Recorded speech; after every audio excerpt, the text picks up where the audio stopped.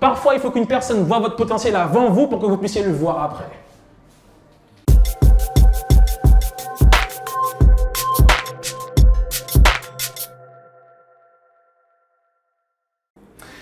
Ensuite, ce qui s'est passé, c'est qu'il y a eu ce que j'appelle un message prémonitoire, comme un rêve prémonitoire, et je vais vous montrer ça tout de suite.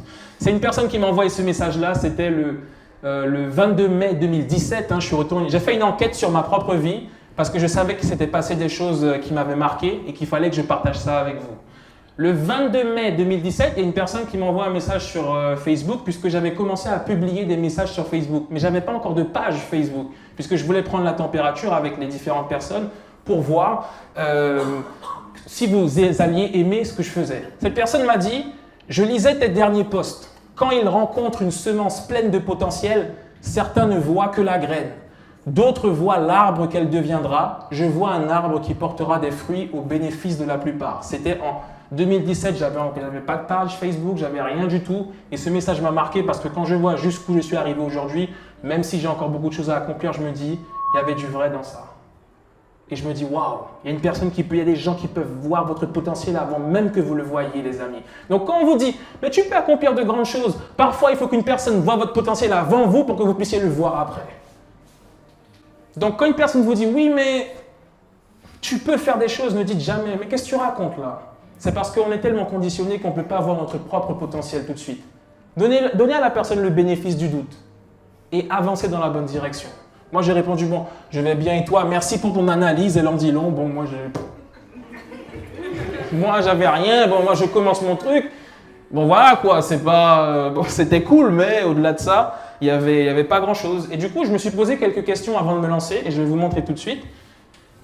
On va arriver dans les oui mais. On a tous nos oui mais, d'accord? Ça, c'était mes oui mais et les oui mais qui reviennent assez souvent. Est-ce que c'est vraiment une bonne idée?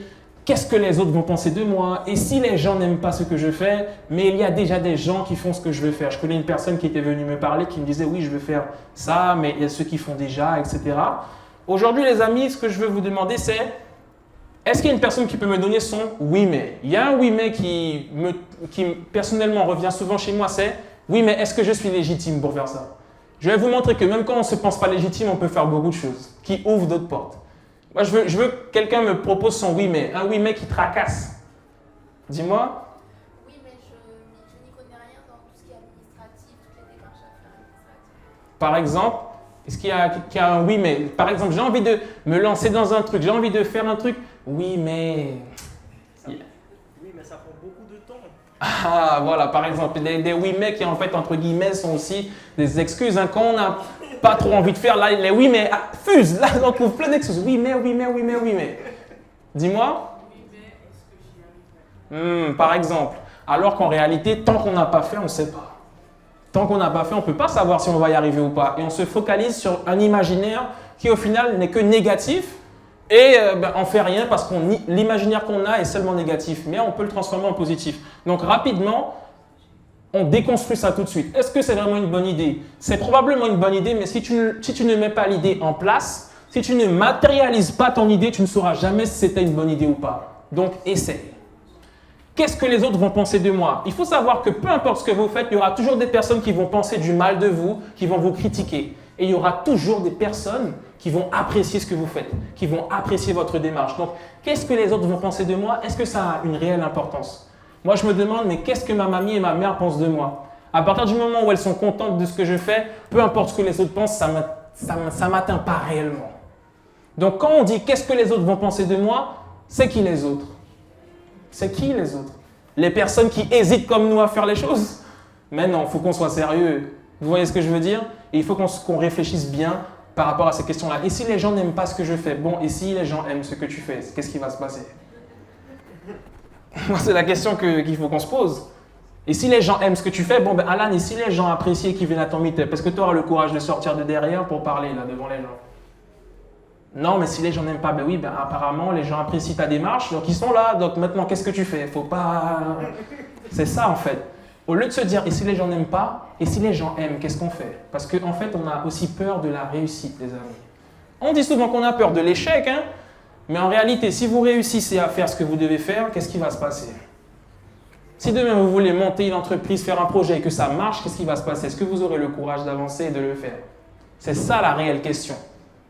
Mais il y a déjà des gens qui font ce que je veux faire, mais personne ne le fera comme toi. Personne n'est toi. Personne n'est toi. Personne n'est toi. Même si demain il y a 15 personnes qui viennent, je suis Richard Motivation, Albert Motivation, personne ne sera à la motivation, j'ai même pas peur. J'ai pas de concurrence. Ma seule concurrence, c'est moi.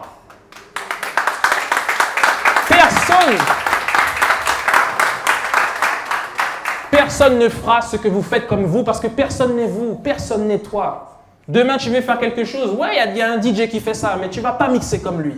Il y a un petit fait que tu vas faire là, il n'y a que toi qui sais le faire. Non, mais c'est vrai. Et on est spécifique. Vous savez pourquoi on a du mal pour aller très rapidement sur ça, c'est qu'on nous a habitués à être comme tout le monde. Donc à partir du moment où il faut être soi-même, c'est difficile.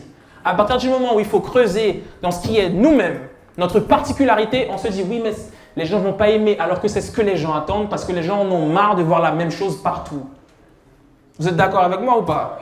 Mais par contre, on ne nous a pas appris à développer cette petite partie en nous, la personnalité, le petit truc qu'on a et que personne d'autre a. Donc c'est ce qu'on doit aller chercher à l'intérieur de nous pour le développer, le mettre sur la table et dire maintenant, moi j'arrive, j'ai ma particularité et vous allez voir. Je donne ce que j'ai à donner. Mais gardons pas pour nous parce qu'on ne sait pas qui peut aimer ce qu'on fait. Donc ça, c'est très important les amis et je voulais déconstruire ça avec vous parce que pour moi, c'est très important. Donc, alors, il y a une petite anecdote aussi. C'était une amie qui m'avait dit « Oui, mais Alan, si je fais tout ça, elle voulait se lancer dans le make-up. Elle m'a dit « Si je fais tout ça, je mets tout ça d'effort dedans et qu'au final, les gens n'aiment pas, etc. » Je lui ai dit la même chose. Bon, mais si ça marche, qu'est-ce que tu vas faire? Aujourd'hui, elle s'est lancée sur Instagram. Elle a mis son compte. Alors, venez en PV pour les maquillages et tout. J'ai vu ça, j'ai dit « Waouh, yes !» Montre-leur ce que tu sais faire.